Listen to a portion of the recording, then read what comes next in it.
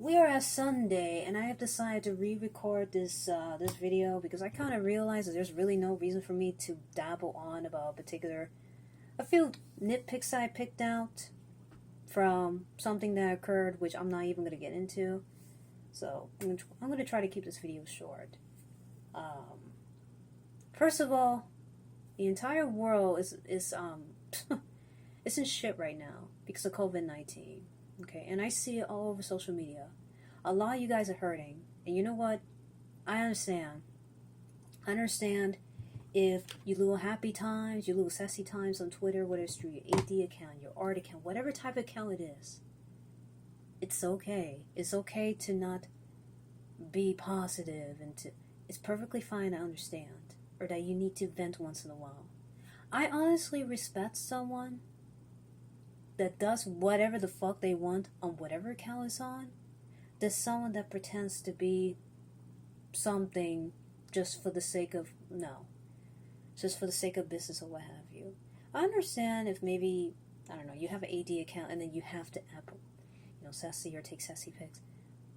But it's okay to, if that's the only account you have, and that sometimes you vent or do art instead, or take in real life selfies of yourself, it's fine. I personally don't mind. You're a human being behind whatever it is that you do, whether it's a fursuit, whether it's doing art, whatever it is that you do, there's a human being under that. And sometimes you have to vent about stuff. Unfortunately for me, when it comes to certain emotions, like unfortunately anger takes a lot longer for it to hit me. It's something that started to happen around 2018, 2019. I probably have to go to a specialist and get my head checked out because that's not normal. Before, if something angered me, you would need to run. If something pissed me off. That's how bad my temper was before. And I don't know what it is, but over time, I seem to become almost numb to it. But it kind of sucks because then a few weeks will go by, and then all of a sudden, and it has something to do with hormones, in case you were thinking that, it would just be like a hate train, and it was just hit me.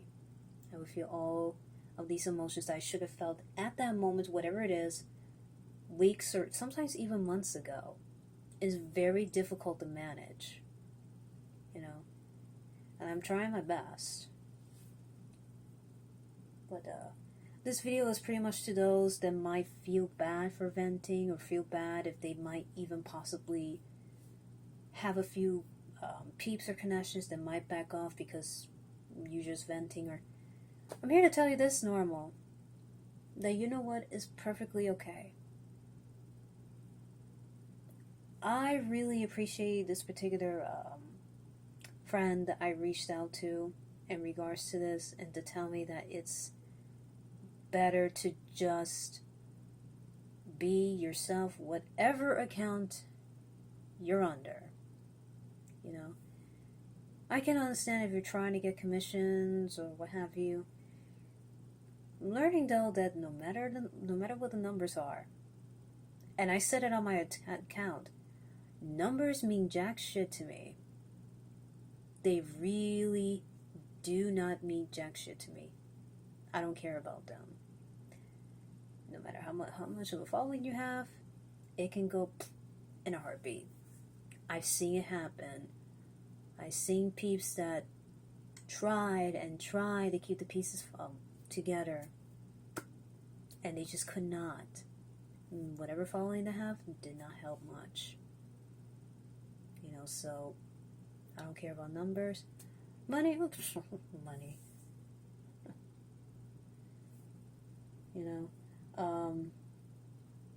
Do I make my work for that? Yeah, I do. That's not the reason why I go to cons, or even, I actually do enjoy the art stuff that I do. People have to understand that, unfortunately, that little stacks of greens that's actually sitting right in front of me right now, we unfortunately need that to survive. is very unfortunate, and I honestly wish it wasn't a thing. You know, people have to understand, especially in the fandom, that yes, that is a thing. What's also a thing is that things that are outside of our control, or things just as what we look like, or politics, what have it affects everyone. And even during the supposed escapism that we go through in the fandom, it still affects us. For example, I'm a woman of color. There's already a couple of, things stacked against me. It doesn't matter my looks or my hair, nada. And I always think to myself, if this, what people of color go through was not a thing, we wouldn't really have a first of color panel. But then again, it's mainly there to be like, hey, there's other firsts that have a similar background to you, that look like you, that you can meet.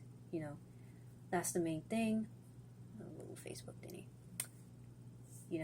But it's also to kind of discuss the issues that people of color, such as myself, male, female, whatever identity that they choose to identify as, but they go through their experiences in the fandom, and so that's what it is. But yeah, and as someone who taking a path and seeing that path actually get me somewhere, and doing things here and there and finding out that really they don't work, or it just doesn't work for me, only for someone to turn around and be like, oh, well, you don't take the advice of other. I'm just like, yo, the free art raffles, I wish I can do them, but if I do them all the time, people would just expect free art from me. I don't mind doing them, but that's the thing. A lot of my art I do for conventions and just, to bring awareness to my work. It's my livelihood. I can't change that. It's essentially a business. So I'm sorry. So when I think back and people mention to me that I seem cool and professional, that's why.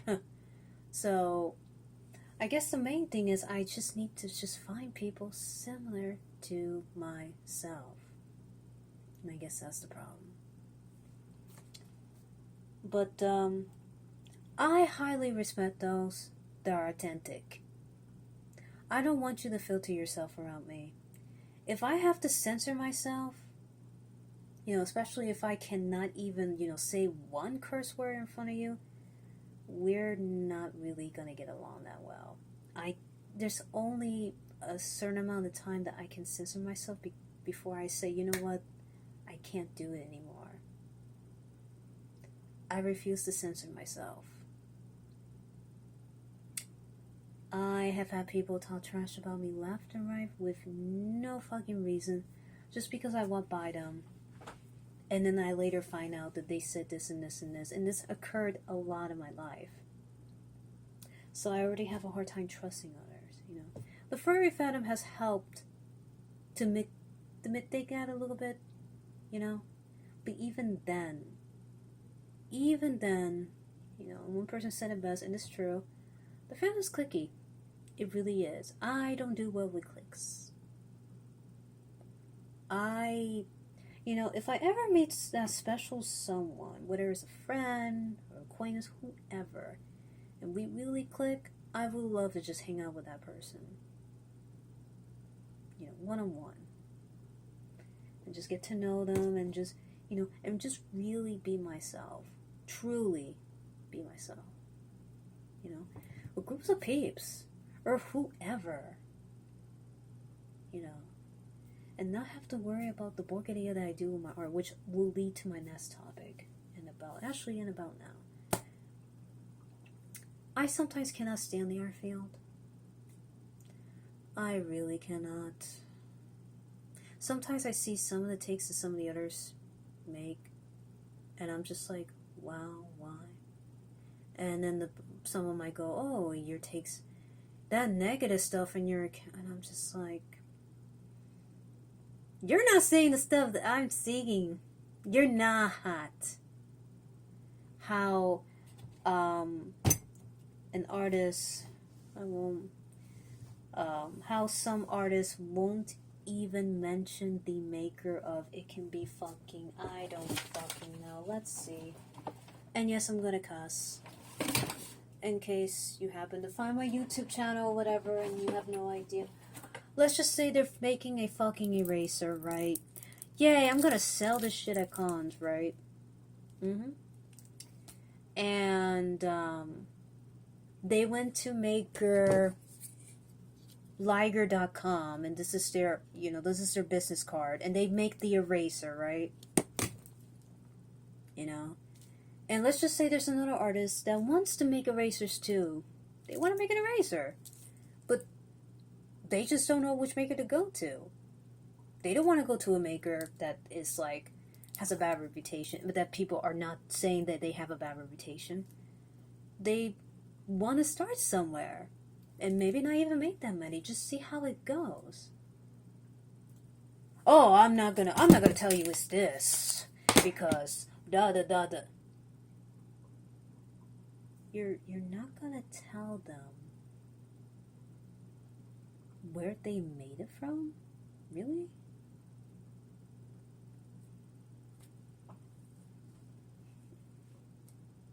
That is so fucking ridiculous, excuse me. Thank God I make all my stuff myself.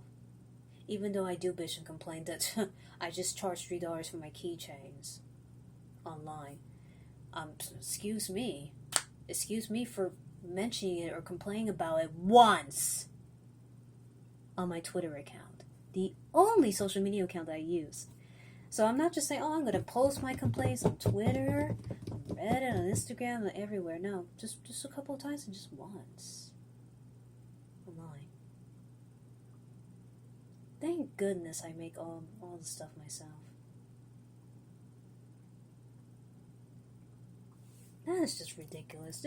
There's quite a number of things that I just find ridiculous at times that I notice and seeing online, but I never say anything. I really never say anything because I don't want to rub feathers, but honestly, I don't care. Guys, at the end of the day, you don't know if that person that's asking, they can be your colleague. You probably have to work with them in an animation or something in the future. You don't know. And you just give them the runaround like that. No, maybe you might tell them, hey, just fucking Google it. Maybe they already Google it. They just probably could not make a decision based on the search results.